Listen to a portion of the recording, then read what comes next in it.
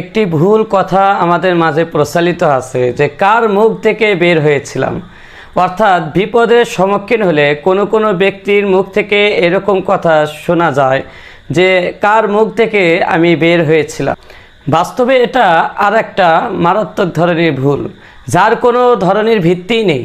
তো এই ভিত্তিহীন কথার উপর নির্ভর করে তো দিনের প্রথম দেখা মানুষটির ব্যাপারে একটা খারাপ ধারণা পোষণ করা, তো এর আর একটা মারাত্মক অন্যায়। কারণ আল্লাহ পাক রব্বুল আলামিন বিভিন্ন হিকমতে বান্দাকে বালা মুসিবত দিয়ে থাকেন, আর যেমন দিয়ে থাকেন অসংখ্য নিয়ামত। তো এর সঙ্গে প্রথম দেখা মানুষটির কোনো সম্পর্কই নেই।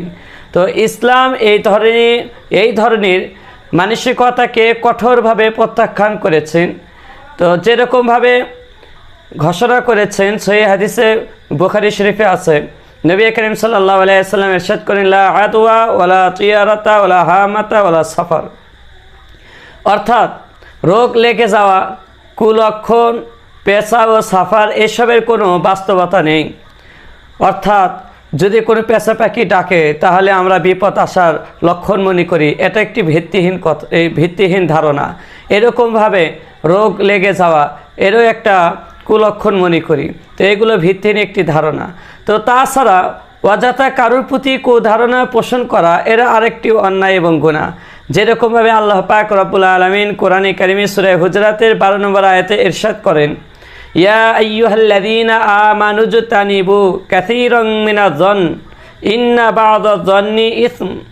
হে ঈমানদারগণ, তোমরা অধিক ধারণা পরিহার করো, কারণ কোনো ধারণা এটা গুনাহের মধ্যে চলে যায়।